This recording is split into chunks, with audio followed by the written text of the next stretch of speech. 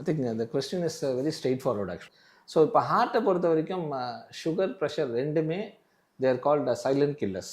ஒரு ரேஞ்சஸ் இருக்கும்ல சார், அது என்ன ரேஞ்சுக்குள்ளே இருந்தால் நம்ம வந்து கண்ட்ரோல்டாக இருக்கும்? ஃபாஸ்டிங் சுகரோட வேல்யூ வந்து நார்மலாக 126 வரைக்கும் இருக்கலாம். Minimum amount of cholesterol required for brain function at least ஒரு 30 to 45 minutes of regular walking aerobic exercise. ஜியோகிராஃபிக்கலாகவே இந்த இடத்துல இருக்க எல்லா பீப்புளும் அஃபெக்ட் ஆகுறாங்களா?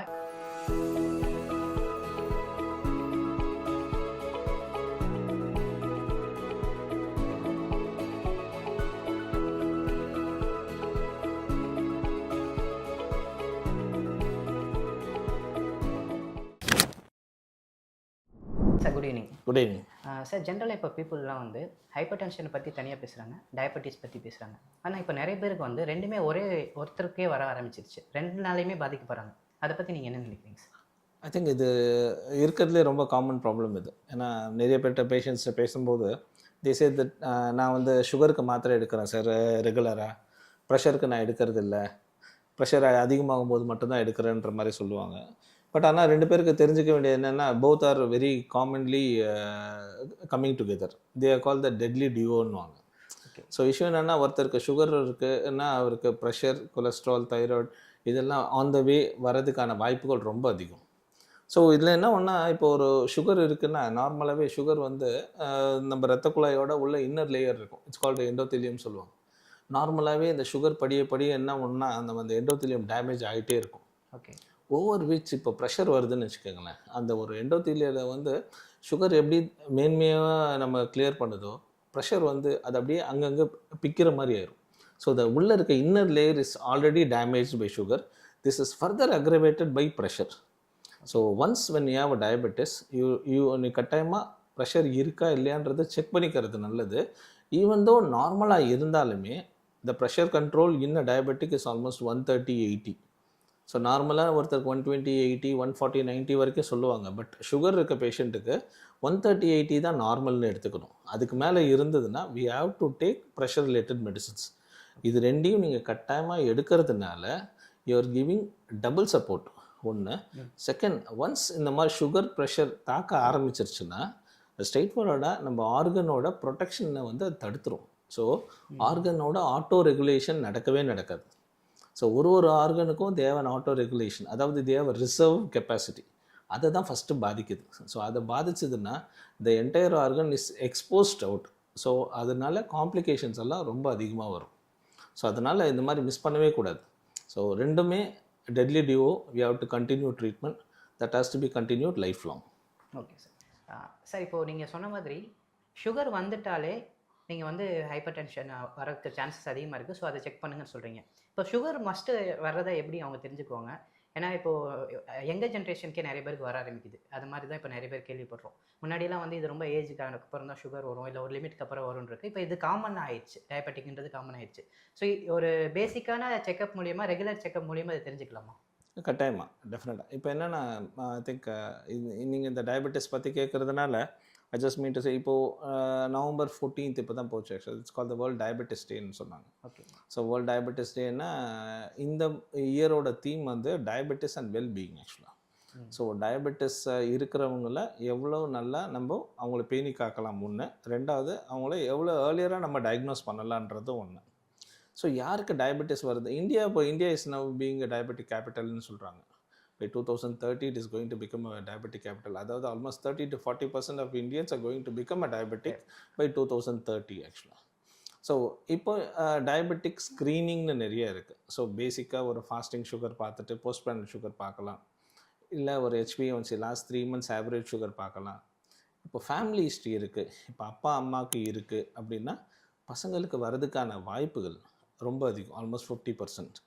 இப்போ அப்பாவுக்கோ அம்மாவுக்கோ யாருக்கோ ஒருத்தருக்கு இருக்குன்னா நமக்கு சான்சஸ் 25%னா ரெண்டு பேருக்கு இருந்தால் 50% சான்ஸ். ஓகே. இப்போ அப்பா அம்மாவுக்கு ஒரு 30-40 இயர்ஸில் அவங்களுக்கு டயபெட்டிக்னு கண்டுபிடிக்கிறாங்கன்னா இப்போது it's call the genetic anticipation சொல்லுவாங்க. அது எப்படின்னா ஒரு சில காமன் மெட்டபாலிக் டிஸார்டர்ஸ்க்கு இல்லாமல் சுகருக்கும் அதை கான்சன்ட்ரேட் பண்ணலாம். அதாவது என்னென்னா அவங்களுக்கு ஒரு 40 இயர்ஸில் வருதுன்னா ஃப்ரம் 25 to 30 இயர்ஸ் குழந்தைங்களுக்கும் நம்ம செக் பண்ணலாம் அவங்க பசங்களுக்கு வருதா. ஸோ அவங்க அந்த நம்ம பேரண்ட்ஸ் நம்ம முக்கியமாக பார்க்க வேண்டியது என்னென்னா இப்போ எனக்கு டயபெட்டிஸோ ஒரு ஹைப்பர் டென்ஷனோ வந்துருச்சு, நான் மாத்திரை எடுக்கிறேன்றதை விட என்னுடைய குழந்தைகளுக்கு வராமல் தடுக்கிறதுக்கு 25 இயர்ஸ் டு 30 இயர்ஸ்லேருந்து அவங்களுக்கு சரியான லைஃப் ஸ்டைல் மாடிஃபிகேஷன் வேணும். ஓகே. ஸோ அதுதான் பிரைமரி ப்ரிவென்ஷன். நம்மளோட மெயின் எய்ம். இப்போ எனக்கு சுகர் வந்துருச்சுன்னா I become a secondary candidate. அதாவது எனக்கு சுகர் வந்துருச்சு, நான் காம்ப்ளிகேஷன் வராமல் தடுக்கணும். அதுதான் என்னை பொறுத்த வரைக்கும் ட்ரீட்மெண்ட் எனக்கு. பட் என் குழந்தைங்களுக்கு வந்து சுகர் வரதான் போகுது எப்படி இருந்தாலும். ஏன்னா ஒன்று ஜெனட்டிக் மார்க்கர்ஸ். இந்தியாவில் வந்து இன்சுலின் ரெசிஸ்டன்ஸ் இந்த ஜீன் ரிலேட்டட் வந்து ரொம்ப ரொம்ப common. Visceral obesity is common. ஏன் அப்படின்னா நம்ம ரொம்ப காமனாக 3 இம்பார்ட்டன்ட் திங்ஸ். ஒன்று the level of stress in India. Second the amount of processed food being spend all over. Third வந்து செடென்ட்ரி லைஃப் ஸ்டைல், ஒபிசிட்டி. இது 3 இருக்கிறதுனால இந்தியன்ஸில் வந்து ஜீன் எக்ஸ்பிரஷன் இஸ் மோர் ஆக்சுவலாக. ஸோ 25-30 இயர்ஸ்லேருந்தே நம்ம குழந்தைங்களுக்கு தேவையான ஃபுட் கொடுத்துட்டு, தேவையான ரெகுலர் எக்ஸசைஸ் வச்சுட்டு, சுகர் வருதா இல்லையான்றதை நம்ம செக் பண்ணிக்கலாம். ஸோ அவங்களுக்கு நம்ம இந்த மாதிரி செய்யறதுனால 40 இயர்ஸ் 35-40 இயர்ஸில் வர்றதை நம்ம கொஞ்சம் தள்ளி போடுறோமே தவிர வராமல் தடுக்க முடியாது. Because it is already express in our gene. சரிங்களா? ஸோ இட் இஸ் நல்ல நீங்கள் கேட்ட கேள்விக்கு இதுதான் பதில். It can be screened and it can be diagnosed. But இப்போ ஒரு பேரண்ட்டுக்கு டயக்னோஸ் பண்ணுறதோட ஐடியா வந்து it is not just managing only for the parent, it is managing the entire family. குழந்தைங்களுக்கு எப்படி இருக்குது நீங்கள் கேட்ட மாதிரி இப்போ சைல்டுஹுட் ஒபிசிட்டினா ரொம்ப காமன். சின்ன வயசுலேருந்து முன்னாடியெல்லாம் நம்ம கிரவுண்டுக்கு போனோம், விளாண்டோம். பட் ஆனால் இப்போ யாருமே அதை ஃபாலோ பண்ணுறதே இல்லை. எல்லாமே நம்ம மொபைல் ஃபோன்ஸில் தான் விளாட்றாங்க. ஈவன் ஃபுட்பாலே நம்ம பார்த்திங்கன்னா டிவியில் பார்க்குறாங்க, இல்லை மொபைலில் விளாட்றாங்க. தேர் நாட் பிளேயிங் அவுட் ஆக்சுவலாக. ஸோ அதனால் சைல்டுஹுட் ஒபிசிட்டி எல்லாம் ரொம்ப காமன் தான். பட் ஆனால் இவங்களுக்கு தேவையான ஹெல்த்தி ஃபிசிக்கல் ட்ரைனிங் கொடுத்து, கரெக்டான ஃபுட்டை கொடுத்து, ரெகுலராக நம்ம ஃபாலோ பண்ணிட்டு இருந்தோம்னா இவங்களுக்கு வர வியாதியை நம்ம தள்ளி போடலாம். So it is better always. என்ன சொல்கிறது, first 14 years 15 years let them be in the ground. But ஆனால் இப்போ ஸ்ட்ரெஸ் லெவல், இந்த நீட் எக்ஸாம் இதெல்லாம் ரொம்ப வந்ததுனால they are also under pressure ஆக்சுவலாக. ஸோ 15 இயர்ஸ் அவன் வந்து 10th வரும்போது is under very high pressure. எனக்கு நீட் எக்ஸாம் +2 முடிஞ்சோன்னு வருமானு அந்த ஸ்ட்ரெஸ் போதுங்க. நமக்கு அண்டர்லைங் ஜீன் டயபெட்டிஸ் வரும்னு இருக்கிற ஜீனை ஸ்டிமுலேட் பண்ணுறதுக்கு இந்த ஸ்டில் ப்ரெஷர் போதும். ஓகே. ஸோ என்ன ஒன்று ஒன்ஸ் அவன் காலேஜ் என்ட்ரு பண்ணனா is going to become a diabetic there. So it is a early screening is a must for all patients. இப்போ அப்பா அம்மாவுக்கு சுகர் இருக்குன்னா அவங்க பசங்களுக்கு ஏர்லியராக ஸ்க்ரீன் பண்ணி சுகர் இருக்கான்னு கண்டுபிடிக்கிறது இஸ் அ மஸ்ட். ஆக்சுவலாக we have to do it to protect the child's welfare ஆக்சுவலாக. ஓகே. ஸோ நீங்கள் சொல்கிறது பார்த்தீங்கன்னா நம்ம இதுக்கு முன்னாடி என்ன நினச்சோம், சுகர் வரும்போது நம்ம ஹை பிளட் ப்ரெஷரை செக் பண்ண போகிறோம், பிபி செக் பண்ண போகிறோம்னு நினச்சோம். ஆனால் பிளட் ப்ரெஷர்னாலேயே வந்து சுகர் ஸ்டிமுலேட் ஆகுதுன்ற மாதிரி நீங்கள் சொல்கிறீங்க. ஸோ இது வந்து ஒரு பெரிய டிஃபிகல்ட்டான விஷயமா தான் தெரியுது. இல்லை ஆக்சுவலாக நீங்கள் அதுதான் உண்மை. இப்போ ஒருத்தருக்கு ஒரு ஹார்ட் ப்ராப்ளம் வருதுன்னா நம்ம வந்து வெறும் சுகர் மட்டும் காரணம்னு நினச்சி போக முடியாது. அவருக்கு சுகர் இருக்கலாம், அண்டர்லைங் ப்ரெஷர் இருக்கும், கொலஸ்ட்ரால் இருக்கும். விஷயம் என்னென்னா இந்த டெட்லி டியோன்னு முன்னாடியே சொன்னது தான். ஒன்ஸ் சுகர் ப்ரெஷர் ரெண்டுமே வந்து they have equal quantity in creating a disease அப்படின்னு வச்சுக்கோங்களேன். They most commonly affect brain, heart, kidney, eyes and plus or minus liver. இது வந்து ரொம்ப காமன். அந்த நர்வ்ஸ் வந்து இட்ஸ் ஆல்மோஸ்ட் பிரெயின் இன்வால்வ் பண்ணும்போது நர்வ்ஸையும் ஆட்டோமேட்டிக்காக இன்வால்வ் ஆகுது பெரிஃபரல் நர்வஸ் சிஸ்டமில். இப்போ என்னென்னா ஒன்ஸ் இப்போ ஒரு பிளட் வெசல் எடுத்துக்கிறீங்க. ஸோ பிளட் வெசலில் சுகர் இருக்குது. ஸோ ப்ரெஷரும் வந்ததுன்னா நம்மளோட வெசல் உள்ளே இருக்க vessel it's under high pressure stress ஆகும்போது என்ன ஆகும்னா நார்மலாக வெசலோட எலாஸ்டிசிட்டி போயிடும். ஓகே. எலாஸ்டிசிட்டி போயிடுச்சுன்னா இட் பிகம்ஸ் ஸ்டிஃபர். ஸோ இந்த ஸ்டிஃப்னஸ் வந்துருச்சுன்னா the vessel is already exposed to high pressure. And so என்ன ஒன்றுனா இப்போ ஒரு பம்ப்லேருந்து தண்ணி வரும்போது கீழே ஒரு டியூப்பில் வரும்போது பம்போட ப்ரெஷர் ஆர்கனுக்கு வரும். ஸோ இந்த பம்போட ப்ரெஷர் 150-160 இருக்கிறது ஆர்கனுக்கு ரீச் ஆகாமல் இருக்கிறதுக்கு தான் நம்ம அந்த எலாஸ்டிக் நேச்சர் வச்சுருக்கோம். ஓகே. ஸோ அது என்ன அது வந்து அந்த சிஸ்டாலிக் டயஸ்டாலிக்கில் போகும்போது இந்த 150ன்ற ப்ரெஷர் வந்து ஆர்கனுக்கு போகும்போது 120ன்னு போகும். இப்போ இது ஸ்டிஃப் ஆகிறதுனால the entire 150 pressure is subjected to that organ ஈஸியாக டேமேஜ் ஆகிரும். ஒன்று. இப்போ ப்ரெஷர் அதிகமாச்சுன்னா என்ன ஒன்றா ரொம்ப முக்கியம் கிட்னியில் வந்து அதோட மெயின் தன்மையை 2 தான். ஒன்று சோடியமாக அது எப்படி ஹேண்டில் பண்ணுது, நம்ம சாப்பிட்ற உப்பு, நம்ம சாப்பாட்டில் இருக்க உப்பு. செகண்டு நமக்கு லிவர்லேருந்து அவுட்புட் வர சுகர்ஸ் அண்ட் சால்ட் இதெல்லாம் எப்படி கிட்னி ஹேண்டில் பண்ணுறதுன்றது ரொம்ப ரொம்ப முக்கியம்.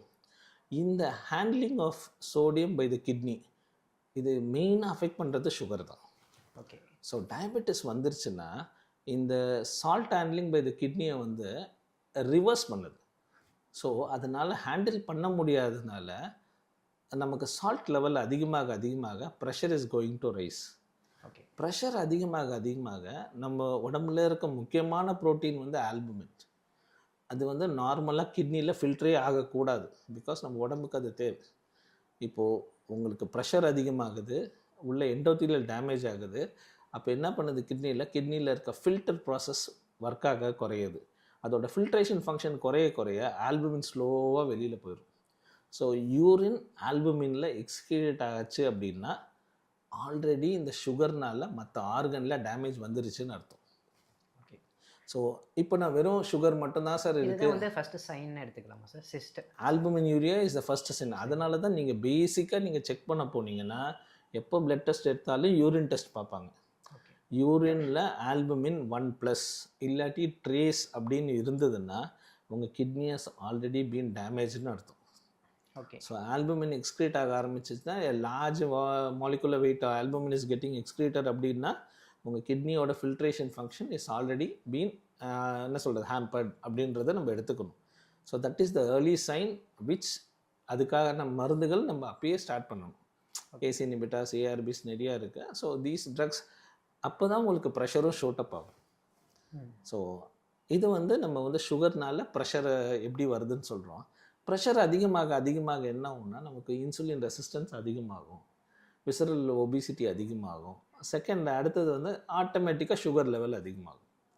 ஸோ இது ரெண்டும் தனித்தனி இல்லை, ரெண்டுமே வந்து ஆக்சுவலாக generally they are called cousins. ஆக்சுவலாக ஒன்று உள்ளே வந்ததுன்னா இன்னொன்று மற்றதெல்லாம் தானாக உள்ளே வரும். பட் ஆனால் வி ஹேவ் டு அதுக்காக தான் ஸ்க்ரீனிங் பண்ண சொல்லுவாங்க. டயபெட்டிக் பேஷண்ட்டை எவ்ரி இயர் நீங்கள் ஸ்க்ரீன் பண்ணுறதுக்கான ஐடியாவே மற்ற ஆர்கன் எதுவும் டேமேஜ் ஆகுதான்னு பார்க்கணும். புதுசாக ஏதாவது ப்ரெஷரோ இல்லை கொலஸ்ட்ராலோ இல்லை வேறு ஏதோ issues, uric acid levels rice ஆகலாம். இந்த மாதிரி ஏதாவது வந்ததுன்னா அதுக்கேற்ற மாதிரி நம்ம வைத்தியம் பண்ண வேண்டியது இருக்கும். Okay sir. சார் இப்போது high blood pressure and diabetes இது ரெண்டும் எப்படி ஹார்ட் அஃபெக்ட் பண்ணுன்ற கொஸ்டின் தான் நிறைய மக்களுக்கு இருக்கும். ஸோ அந்த கொஸ்டினுக்கான பதிலை வந்து இப்போ நீங்கள் நம்மளோட லிசன்ஸ்க்கு சொல்லுங்கள். I think the question is very straightforward actually. Issue என்னன்னா how your sugar affects your blood pressure and blood pressure affects your sugar and what are the disease it causes in the general population. இதான் அவங்க கேட்குறது. So இப்போ ஹார்ட்டை பொறுத்த வரைக்கும் sugar pressure ரெண்டுமே they are called silent killers.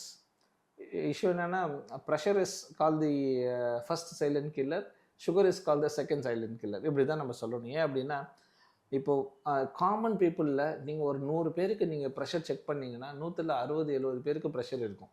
நம்ம check பண்ணால் தான் அது தெரியும். The only way to identify blood pressure is only by checking. Check பண்ணலைன்னா அந்த 120 பேர் தான் எனக்கு ப்ரெஷர் இருக்குன்னு வருவாங்க.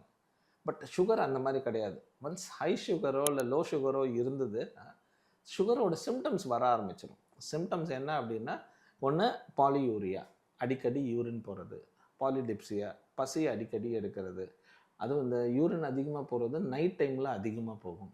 செகண்ட் தேவையில்லாத இடத்துல வந்து கொஞ்சம் பிப்பு வர்றது, என்னால் முன்னாடி மாதிரி வேலை செய்ய முடியலன்னு சொல்கிறது, இந்த ஈஸி ஃபெட்டிகபிலிட்டி, இது எல்லாமே நமக்கு ஏர்லி சைன்ஸ் ஆஃப் ஒரு சுகர் இருக்குன்னு நமக்கு காட்டுது.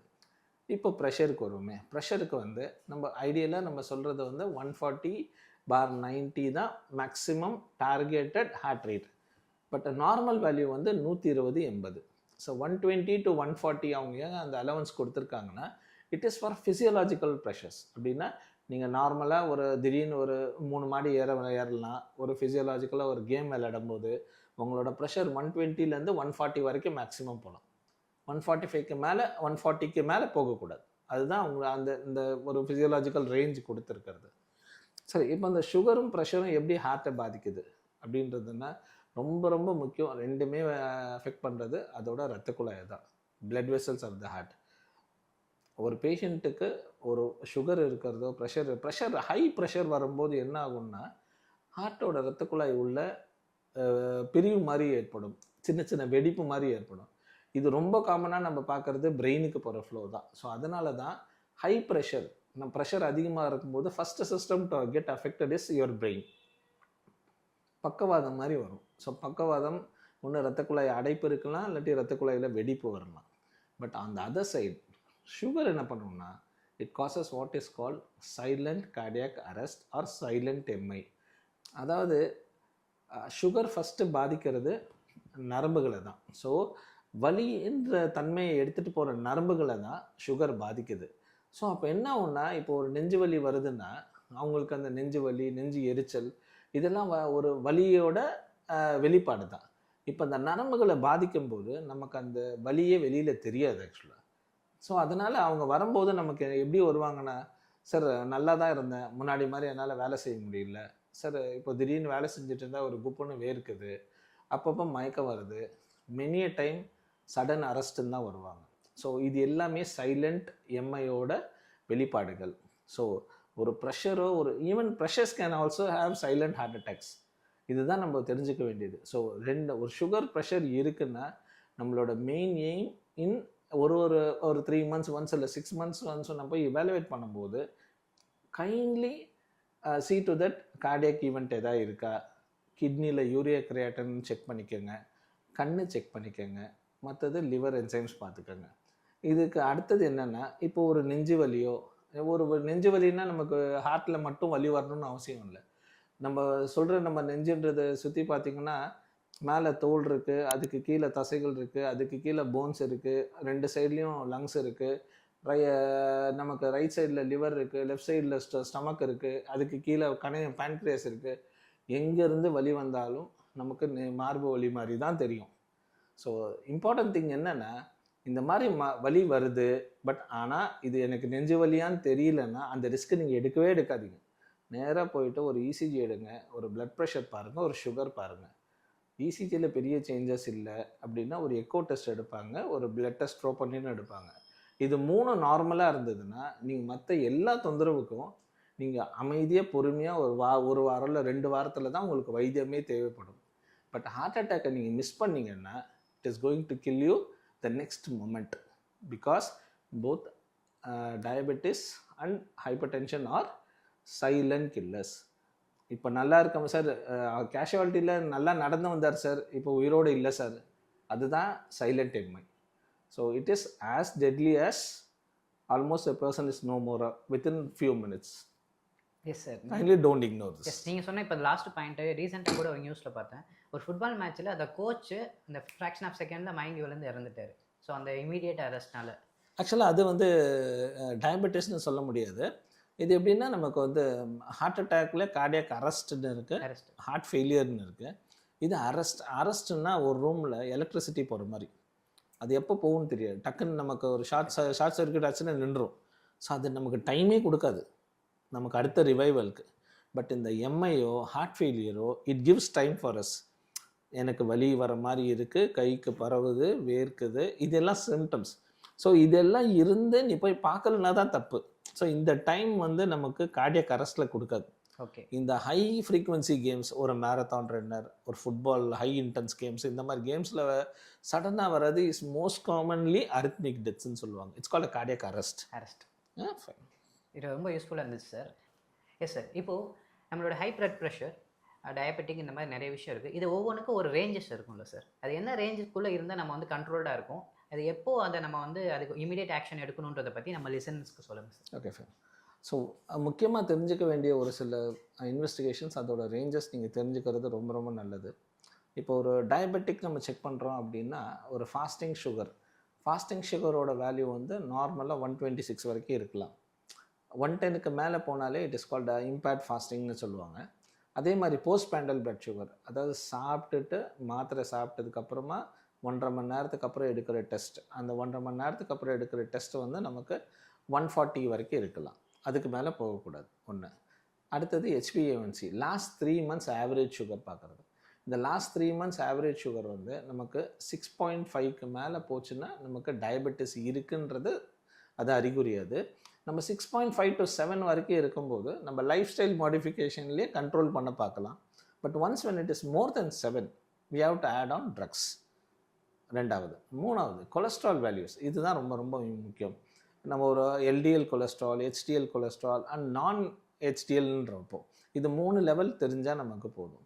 எல்டிஎல் கொலஸ்ட்ரால் 100க்கு மேலே இருந்ததுன்னா, இப்போலாம் ரீசன்ட் ஸ்டடீஸில் வந்து நமக்கு 30 to 50க்கு மேலே இருந்தாலே recurrent heart problems, recurrent strokes இதெல்லாம் வரலான்னு சொல்கிறாங்க. ஏன்னா இந்த 50, 70 அவங்க செட் பண்ணுறது பார்த்திங்கன்னா minimum amount of cholesterol required for brain function. குழந்தைங்க டெவலப் ஆகும்போது பிரெயின் ஃபங்க்ஷன் அண்ட் மற்ற ஆர்கன் ஃபங்க்ஷனுக்கு தேவையான minimum cholesterol is around 50 milligram. அது இருந்தால் போதும். ஸோ எல்லா சிஸ்டமும் இஸ் பீங் டேக்கன் கேர் அப்படின்னு சொல்கிறாங்க. அதனால் 100 இப்போ அதிகம் தான் சொல்கிறாங்க. So we have to maintain and LDL level of less than 100. Second HDL. ஹெச்டிஎல்ன்றது நல்ல கொலஸ்ட்ரால். நல்ல cholesterol should be on the highest side. Almost more than 40 for males and almost 50 in females.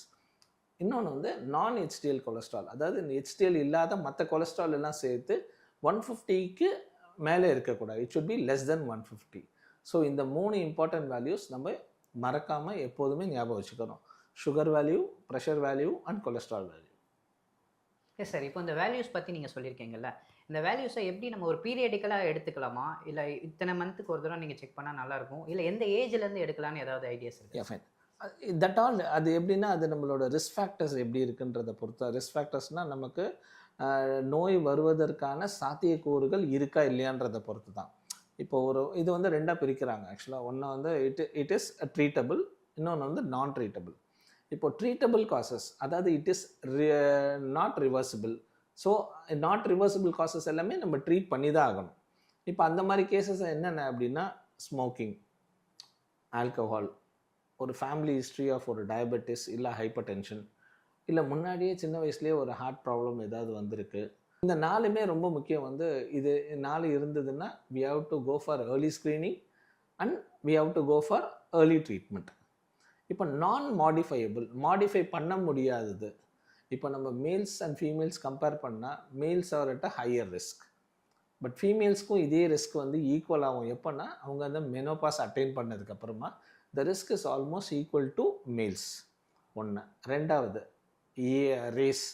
நம்ம சவுத் ஏஷியன்ஸ், நம்ம south Indians எல்லாத்துக்கும் பார்த்திங்கன்னா இந்த அத்திரோஸ்க்ளோரோசிஸ்னு இந்த cholesterol இரத்த குழாயில் படியறதுக்கான தன்மை வந்து 2லேருந்து 5 வயசுலேயே ஆரம்பிக்குதுன்றாங்க. அப்போ யோசிச்சு பாருங்கள், நம்ம ஒரு 15-20 வயசுலேயே நமக்கு ஹார்ட் ப்ராப்ளம் வரதுக்கான தன்மை இருக்குது, சாத்தியக்கூறுகள் இருக்குது.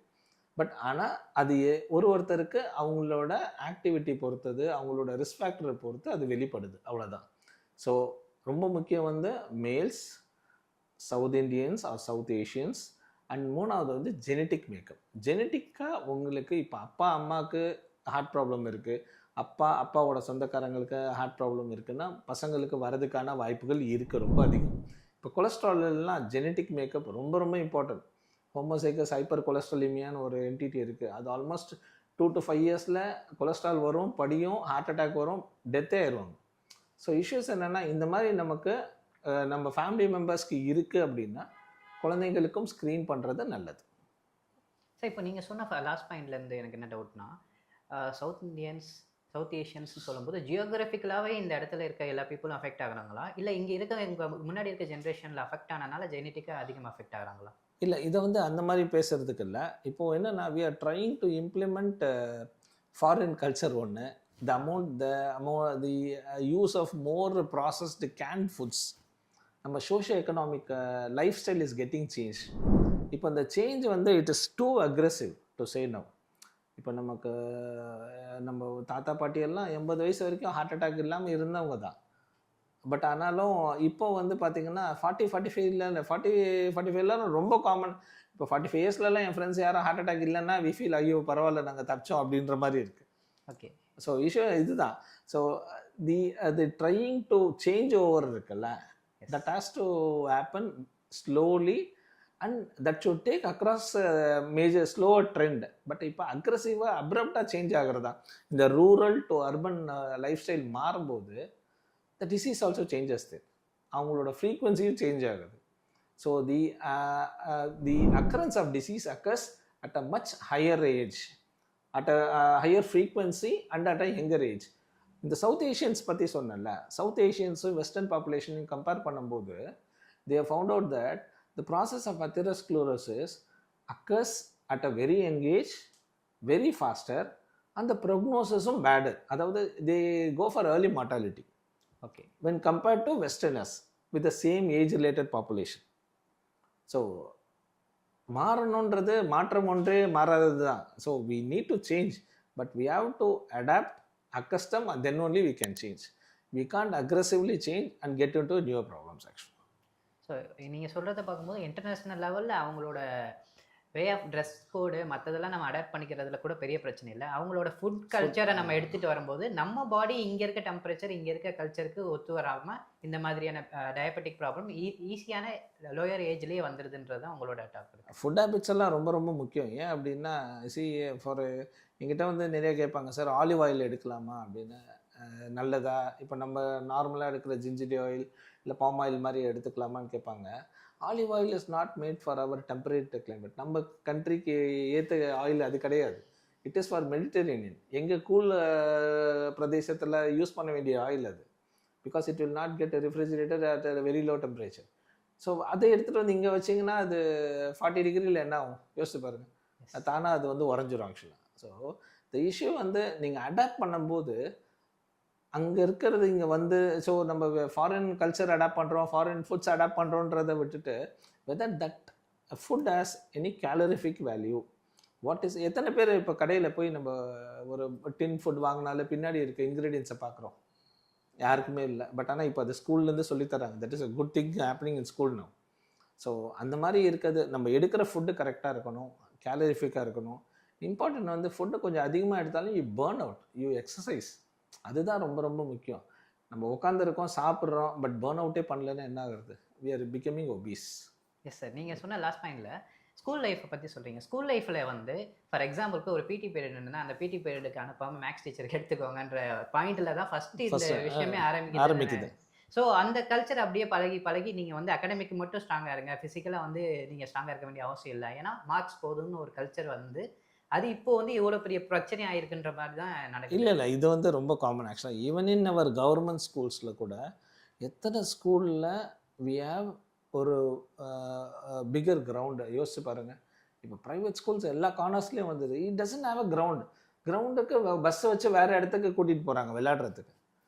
சி நம்ம இங்கே வெளியில் கேட்லேருந்து கிளாஸ்க்கு போகும்போது நடந்து போகிறது, ஓடி போகிறது, அதுவே நமக்கு ஒரு எக்ஸசைஸ் தானே. அது நமக்கு தெரியாமலே we were doing it. But இப்போ அது கிடையாது. இப்போ ஸ்கூல்ஸில் கிளாஸஸ் எல்லாமே ஏசி ரூம் ஆக்கிட்டாங்க. ஸோ இது என்டையர் ரூம் மட்டும்தான் ஏசியாக இருக்கும். வெளியில் எல்லாமே பொல்யூட்டடாக இருக்குல்ல. யூ கம் பேக், ஸோ உள்ள கூலாக இருக்கும், வெளியில எல்லாம் ஹாட்டாக இருக்குன்னா என்ன ஆகும்? ஸோ இது temperature automatically goes up. So environmental factor இதுதான் next thing. Very important thing is environmental factor into disease causing one of the prime factor. So இதுவும் நம்ம இதை பற்றி பேசினா நிறைய பேசலாம் ஜியோகிராஃபிக்காகவே. ஸோ இப்போ நம்ம சுகர் ப்ரெஷர் பற்றி மட்டும் நம்ம பேசுறதுனால வி ஜஸ்ட் கன்ஃபைனிங் அவ்வளோ. Yes sir. இப்போ இந்த சுகர் ப்ரெஷர் வந்து இப்போ நான் பார்க்குறதுக்கு வந்து ஃபிட்டாக இருக்கேன், ஜிம் போயிட்டுருக்கேன், நல்ல ஆக்டிவிட்டீஸில் இருக்கேன், வாக்கிங் ஜாக்கிங் எல்லாமே பண்ணுறேன், ஸ்டில் எனக்கு இந்த அஃபெக்ட்ஸ் ஆகிறதுக்கு சான்ஸ் இருக்கா? அது வரதுக்கு வாய்ப்புகள் வந்து பேஸ்ட் ஆன் யோர், அதான் உங்கள் ரிஸ்க் ஃபேக்டர்ஸ். ஃபேமிலியில் ஜெனட்டிக்காக இருந்ததுன்னா வரதுக்கு வாய்ப்புகள் இருக்குது. அப்படி இல்லை அப்படின்னா இதை நீங்கள் கண்டினியூ பண்ணுங்கன்றது தான் சொல்லணும். லைஃப் ஸ்டைல் மாடிஃபிகேஷன்றது வந்து ஒரு 2 இயர்ஸோ 3 இயர்ஸோ இருக்கக்கூடாது. It should be life long ஆக்சுவலாக. ஸோ நீங்கள் மாத்திரை எடுக்கிறீங்களோ இல்லையோ, life style modification should be one. So பேசிக்காக ஒன்று சொல்லணும் என்னென்னா, எல்லா மாத்திரையும் வேலை செய்யாது. அது வந்து நீங்கள் நல்லா புரிஞ்சுக்கணும். இப்போ எனக்கு வேலை செய்கிற மாத்திரை சாருக்கு வேலை செய்யுமான்னு நம்ம சொல்ல முடியாது. பட் ஆனால் இப்போ நான் எனக்கோ இல்லை அவருக்கோ நல்லா இம்ப்ரூவ் ஆகணும்னா மாத்திரை மட்டும் பத்தாது. You should have a healthy lifestyle, regular exercise, food habits கரெக்டாக இருக்கணும். இது 3 சேர்ந்து வந்தால் தான் you can get at least 80% of what we are expecting. Still 20% is not in our hand ஆக்சுவலாக. ஸோ எதுவுமே நம்ம கையில் கிடையாது. எஸ். இந்த 20%லேருந்து நம்ம we have to come out first. So அந்த 80% பாசிபிலிட்டியாவது நம்ம அச்சீவ் பண்ணுறதுக்கு ஃபர்ஸ்ட் எல்லாருமே ட்ரை பண்ணலாம். அதுதான் ஆக்சுவலாக தட் நம்ம வேர்ல்டில் பண்ணுற ட்ரையல்ஸ் எல்லாமே is aiming only for this 80% recovery தான். 20% சரி, ஒரு பெட்லேருந்து இன்னொரு பெட் போகும்போது சடனாக ஒரு கார்டியாக் அரெஸ்ட் வருது, ஒரு பெரிகார்டியல் டாம்பனாய்டு வருது. We can't save everyone. நம்மளால எல்லாத்தையும் சேவ் பண்ணணுன்றது இல்லை, பட் ப்ரிவெண்ட் பண்ணலாம். வர்ற டிசீஸை தள்ளி போடலாம். அதுதான் நம்ம செய்ய முடியுமே தவிர, இப்போது வர 100 பேரையே நீ காப்பாற்றணுன்றது வந்து ரொம்ப ரொம்ப கஷ்டம் சார். சரி, இப்போ டயபெட்டிஸ் அண்ட் ஹைப்பர் டென்ஷனால நிறைய பேர் பாதிக்கப்படுறாங்க. இதுக்கு என்ன மாதிரி டேப்லெட்ஸ் அவங்க எடுத்துக்கலாம்? அதை எப்படி அவங்க போயிட்டு தெரிஞ்சுக்கலாம்? Okay, good. இப்போ ஒரு டயபெட்டிக் பேஷண்ட்டுக்கு பிளட் ப்ரெஷர் வந்தால் என்ன செய்யறது, என்ன மெடிசன்ஸ் இருக்குன்றது ஐடியலாக நமக்கு வந்து எந்த ஒரு மெடிசன் டயபெட்டிஸ்க்கு நம்ம கொடுக்கும்போதும் நம்ம முக்கியமாக பார்க்க வேண்டியது அது சுகர் கண்ட்ரோல் பண்ணுது, சுகர் அந்த நம்பரை குறைக்குதுன்றது கிடையாது. நமக்கு அந்த கொடுக்குற மெடிசனை is it able to prevent a cardiac event, அதுதான் நம்ம மெயினாக பார்க்குறது. ஸோ எல்லா ட்ரக்ஸுக்குமே டயபெட்டிக் ட்ரக்ஸ்க்கு தே வில் சி இந்த ட்ரையல்ஸில் பார்க்குறது என்னென்னா, ஆய்வுகளில் பார்க்குறது whether it is able to prevent cardiovascular mortality, heart related mortality அதை ப்ரிவெண்ட் பண்ணுதா இல்லையா, அதான் அதோட ஃபஸ்ட்டு திங். அது ப்ரிவெண்ட் பண்ணிச்சுன்னா தான் it will be release to the market or to the general population, இல்லைனா it will not B sent out. So sugar medicine சுகருக்கு மட்டும்தான் அப்படின்றது கிடையாது. சுகரை குறைக்கிறதுனால end organ damage, heart related death வராமல் தடுக்கும்ன்றது ஒன்று. இப்போ முக்கியமாக நீங்கள் கேட்டது ப்ரெஷர் மெடிசன்ஸ், டெஃபினட்டாக இப்போது ஒரு டயபெட்டிக் பேஷண்ட்டுக்கு எடுக்க வேண்டிய ப்ரெஷர் மெடிசன்ஸ். ஸோ இப்போ ப்ரெஷர் மெடிசன்ஸ் டயபெட்டிக் என்ன செய்யும்னா, 2 முக்கியமான ஆர்கன், ஹார்ட்டையும் பாதிக்கக்கூடாது, கிட்னியும் பாதிப்பு அதிகப்படுத்தக்கூடாது. ஸோ இது 2ஐயும் தடுக்கிற மாதிரி இருக்க மெடிசன்ஸ் தான் first line of drugs for any diabetic patients. அந்த மாதிரி எடுத்திங்கன்னா ஃபஸ்ட்டு ட்ரக் வருது நமக்கு வந்து ஏசி இனிபிட்டாஸ்ன்னு சொல்லுவாங்க, angiotensin converting enzyme inhibitors. Second ARBs, angiotensin receptor blockers. இது 2மே நான் முன்னாடி சொன்னல அந்த கிட்னியில் ஆல்புமின் எக்ஸ்க்ரீஷனை குறைக்கும். ஸோ ஆல்புமின் வெளியே போகாமல் தடுக்கும் ஒன்று. கிட்னி ரிலேட்டட் சைடு எஃபெக்ட் வராமல் தடுக்கும் 2. கிட்னியோட டிசீஸை ப்ரோக்ரஸ் ஆகாமல் தடுக்கும். இப்போ ஒரு டயபெட்டிக் பேஷண்ட்டை ஒரு 20 வருஷமாக இருக்காருன்னா ஐடியலாக அவருக்கு வேறு என்ன தொந்தரவு இல்லைன்னா கூட இந்த டிசீஸ்னாலேயே கிட்னி பாதிப்பு வரலாம். ஸோ இந்த மாதிரி இருக்கும்போது ஒரு 5 இயர்ஸ் 6 இயர்ஸில் நீங்கள் பார்க்கும்போது ஒரு யூரின் டெஸ்ட்டில் ஆல்புமின் எக்ஸ்க்ரீட் ஆகுது, ஆல்புமின் ப்ரோட்டீன் ட்ரேஸ்ன்னு கண்டுபிடிச்சிங்கன்னா that is the ideal time you have to put him on AC inhibitors or ARBs. Even though உங்கள் ப்ரெஷர் நார்மலாக இருந்தாலும் நீங்கள் கட்டாயமாக போட்டாகணும். ஏன் அப்படின்னா ப்ரெஷர் வரதை தள்ளி போடும். செகண்டு, ஆல்புமின் எக்ஸ்க்ரீட் ஆகிறத தடுக்கும் போது கிட்னியோட லாஞ்சிவிட்டி அதிகமாகும். So the first drug to be used is either AC inhibitors or ARBs. நிறைய ட்ரக்ஸ் இருக்குது, almost more then 15-20 group of drugs இருக்குது. பட் காமன்லி நம்ம யூஸ் பண்ணுறது ஏசி ஏஆர்பிஸ். இன்னொரு இது வந்து நம்ம கால்சியம் சேனல் பிளாக்கர்ஸ்ன்னு சொல்லுவோம். ஏஜ் மோர் தென் 55, 55 வயசுக்கு மேலே இருக்கிறவங்களுக்கு ஹார்ட் ப்ராப்ளம் ரொம்ப குறைவாக இருக்குது, ஹார்ட் ரிலேட்டட் இஷ்யூஸ் குறைவாக இருக்குன்னா we can start them on calcium channel blockers. Even calcium channel பிளாக்கர்ஸ்லேயும் இப்போ நிறைய ட்ரக்ஸ் வந்து இந்த ப்ரோட்டீன் யூரியாவை குறைக்குது. So they can also be used but after 55 years. இன்னொன்று டயோரெட்டிக்ன்றது வந்து நீர் அதிகமாக வெளியில் தள்ளுறது. ஸோ உடம்புல சால்ட் அதிகமாகுது, சோடியம் அண்ட் வாட்டர் ரெட்டென்ஷன் ஆகும்போது ப்ரெஷர் ரைஸ் ஆகுது. இந்த டயோரெட்டிக் என்ன பண்ணும், நீரை வெளியில் தள்ளிடும். அது கூட கொஞ்சம் சால்ட்டையும் வெளியில் தள்ளும் போது ப்ரெஷர் ரெடியூஸ் ஆகும். ஸோ இந்த 4 ட்ரக் ரொம்ப காமனாக நம்ம யூஸ் பண்ணுவோம். So ACE inhibitors, ARBs, calcium channel blockers, diuretics plus or minus diuretics. இன்னொரு குரூப் ஆஃப் ட்ரக்ஸ் இருக்குது பீட்டா பிளாக்கர்ஸ்னு. அது primarily only for pressure related, heart related அந்த மாதிரி தான்.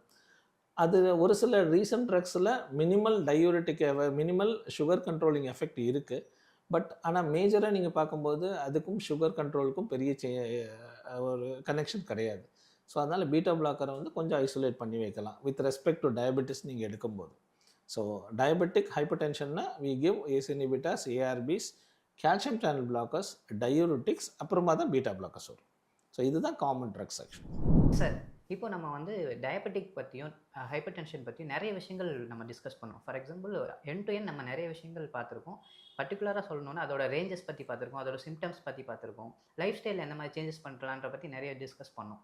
ஸோ ஒரு பாப்புலேஷன், ஒரு நம்மளோட லிசனர்ஸ்க்காக இப்போ நம்ம பேசின மொத்த விஷயத்தையும் ஒரு ஷார்ட்டாக அவங்க புரிஞ்சுக்கிற மாதிரி ஒரு சம்மரியை நீங்கள் சொல்ல முடியுமா சார்? டைமா, பிகாஸ் அதுதான் நம்மளோட இந்த என்டையர் டாக்கோட இதே வந்து வாட் இஸ் அ ஜஸ்ட் நம்ம எதுக்காக இதை பற்றி பேசுகிறோம் அப்படின்னா, ஃபஸ்ட்டு ரெண்டு தெரிஞ்சுக்கணும். Both sugar and pressure are deadly duo. ரெண்டுமே வந்து ஒருத்தருக்கு ஒருத்தர் சலைச்சது கிடையாது. பட் 2 காம்பினேஷனும் வந்ததுன்னா இட் இஸ் தி கிரேவஸ்ட் அப்படின்றத புரிஞ்சுக்கணும். எனக்கு சுகர் இருக்குது சார், ப்ரெஷர் கிடையாதுன்னு சொல்கிறதும், எனக்கு ப்ரெஷர் இருக்குது சார், சுகர் எனக்கு வராதுன்னு நீங்கள் நினைக்கிறதும் ரொம்ப ரொம்ப தப்பு. ஒன்ஸ் சுகர் இருந்தாலே ப்ரெஷர் வர்றதுக்கான தன்மைகள் இருக்குது. நம்ம ரெகுலர் செக்கப்பில் ப்ரெஷர் இருக்கா இல்லையான்னு பார்த்துட்டு, எஸ்பெஷலி இந்த யூரின் ஆல்புமின் இருக்கான்னு பார்த்துட்டு, இருந்ததுன்னா ப்ரெஷர் நார்மலாக இருந்தாலுமே ப்ரெஷர் ரிலேட்டட் மெடிசன் எடுத்துக்கிறது நல்லது. ஆன் த கான்ட்ரரி, ஒரு ப்ரெஷர் இருக்க பேஷண்ட்டை எடுத்துகிட்டே இருக்க ப்ரெஷர் மெடிசன்ஸ் எடுத்துகிட்டு இருக்கும்போது மைல்டாக சுகர் ஒரு HbA1c ஒரு 6.5 to 7 அப்படி இல்லாட்டி ஒரு ஃபாஸ்டிங் சுகர் மட்டும் ரைஸ் ஆகுது, இல்லை போஸ்ட் பேண்டல் மட்டும் ரைஸ் ஆகுது, இந்த மாதிரி எந்த ஒரு அப்நார்மாலிட்டி இருந்தாலுமே இனிஷியல் டோஸாக மெட்ஃபார்மின் நம்ம ஸ்டார்ட் பண்ணுவோம். டயபெட்டிக் மெடிசன் ஸ்டார்ட் பண்ணிடுறது நல்லது ஆக்சுவலாக. ஏன் அப்படின்னா இது ரெண்டும் it is only not to treat their numbers. நல்லா புரிஞ்சுக்கணும், சுகரோ ப்ரெஷரோ ட்ரீட்மெண்ட் வந்து அதோட நம்பர்ஸ் குறையிறது கிடையாது, அதோட ஆர்கன் டேமேஜ் ஆகக்கூடாது. இட்ஸ் கால்ட் டிஓடின்னு சொல்லுவாங்க, டார்கெட் ஆர்கன் டேமேஜ். ஹார்ட்டில் ஹார்ட் அட்டாக் வரக்கூடாது, ஹார்ட் ஃபெயிலியர் வரக்கூடாது, கிட்னியில் கிட்னி ஃபெயிலியர் வரக்கூடாது, கண்ணில் கண் ரிலேட்டட் பிளைண்ட்னஸ் வரைக்கும் போகலாம், வராமல் தடுக்கணும்.